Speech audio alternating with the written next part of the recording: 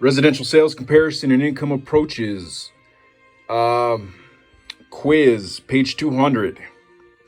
Number 1.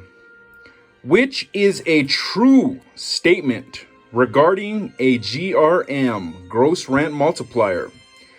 A. Annual rent is used in the approach. B.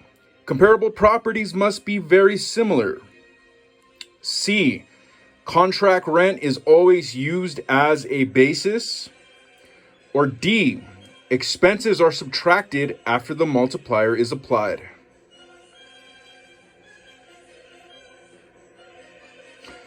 The answer is B. Comparable properties must be very similar. That's the only true statement regarding your gross rent multiplier. Your comp properties must be very similar. Know that. Number 2, when developing conclusions using a GRM, gross rent multiplier, which process is correct? A. Rent of the subject is divided by the subject's value. B. Rent of the subject is multiplied by the GRM. C. Subject's value is divided by the rent. Or D. The subject's value is multiplied by the rent.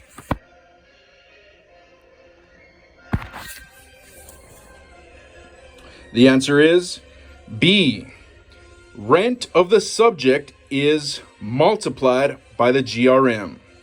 So no, when developing conclusions using a GRM, the only correct process that was listed was the rent of the subject is multiplied by the GRM.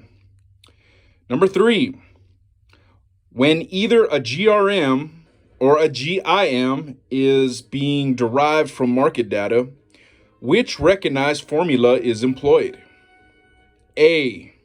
IRV, IRV. B. IVR, income value rate. C. MIV, multiplier income value. Or D. VIM, value income multiplier.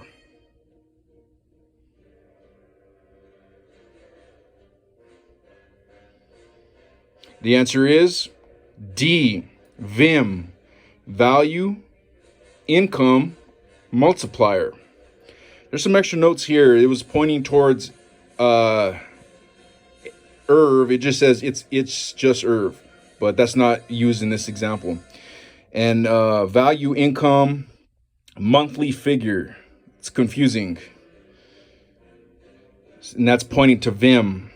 So know that when either a GRM, when a gross rent multiplier or gross income multiplier is being derived from market data, the recognized formula is VIM, value income monthly figure.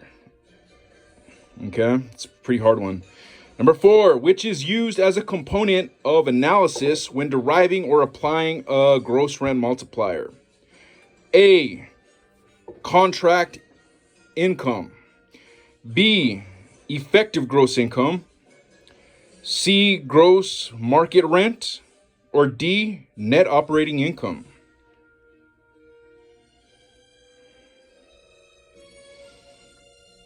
The answer is C. Gross market rent. This is the component of the analysis when deriving or applying a gross rent multiplier. You need gross market rent. Okay. Number 5, when considering data to be used for the purpose of deriving a GRM, which best represents transactional data that should be analyzed? A. Currently leased properties that are under option. B. Listed properties used for the purpose of investment. C. Properties that were rented at the time of the sale transaction. Or D. Sold properties that have not yet been rented.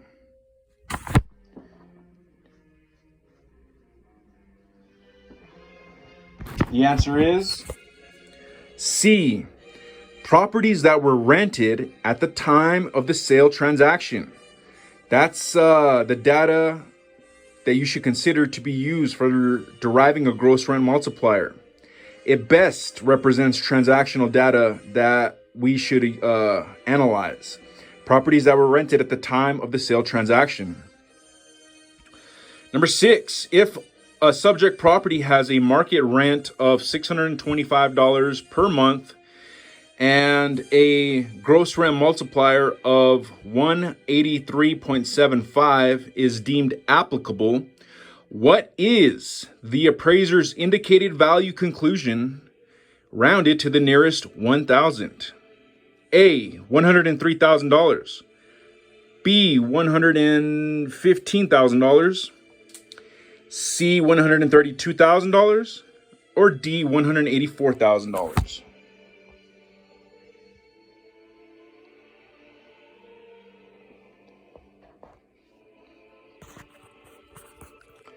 The answer is B, $115,000.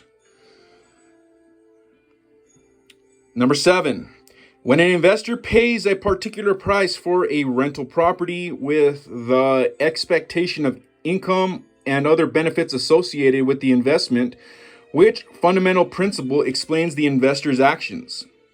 A, anticipation. B, effective demand.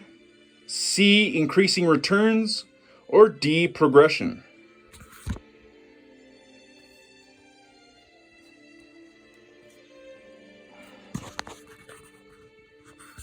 The answer is A, anticipation. That's a pretty easier one to remember. I mean, for one, it's asking about what's the fundamental principle. And there's only 2 principles on there from what I can tell. It's anticipation and progression. But when it comes to an investor, it's always anticipation. Number 8, when vacancy losses are subtracted from the amount a property could generate if it were rented for a full year with every unit rented, the result is A, adjusted net income. B, effective gross income. C, market income. Or D, potential gross income.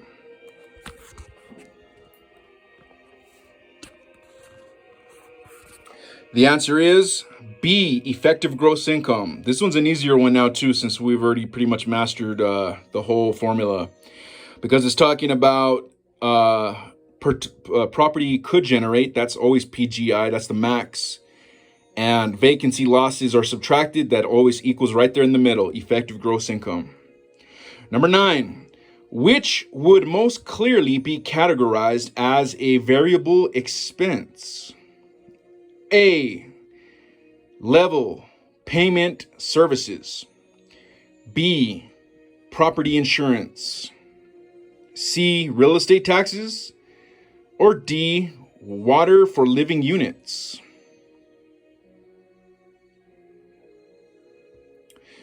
The answer is D, water for living units.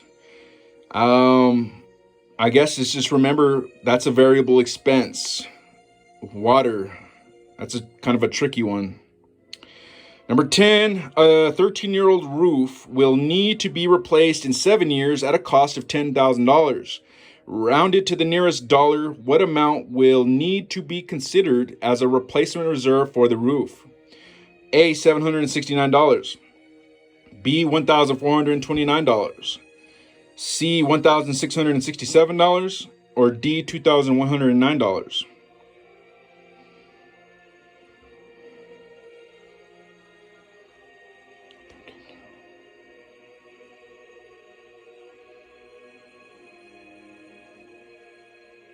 The answer is B, $1,429.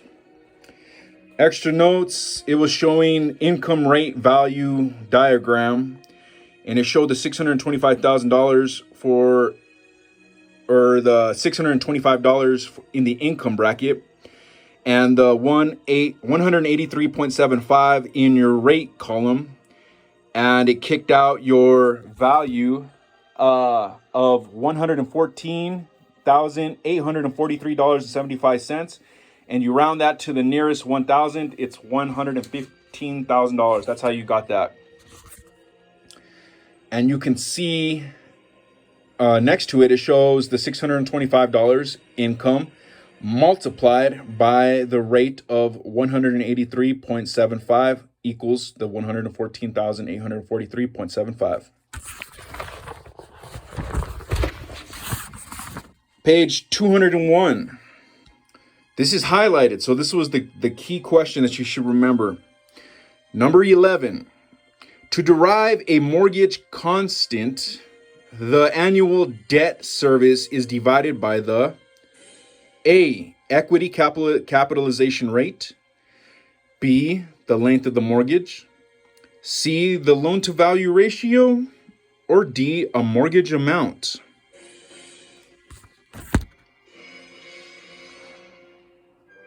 The answer is D, a mortgage amount. So to derive a mortgage constant, the annual debt service is divided by a mortgage amount. That's the formula you got to remember. And number 12, the last question. Using IRV, income rate value, what would be the indicated value of a property rounded to the nearest $100 that has a net operating income of $8,000 if the overall cap rate is indicated at 9.25%? A, $65,300, B, $74,000, C, $86,500, or D, $92,400. Over here, you can see in my extra notes, we have the diagram for IRV, I over RV. We threw the $8,000 in the income bracket. We threw the 9.25 in the rate bracket, and it kicked out a $74,000 whatever with a question mark, which doesn't make sense. Anyways, the circled answer was $86,500. So I don't know if you did it wrong or what, but that's what we had there. Extra note, debt service divided by mortgage amount is in the test.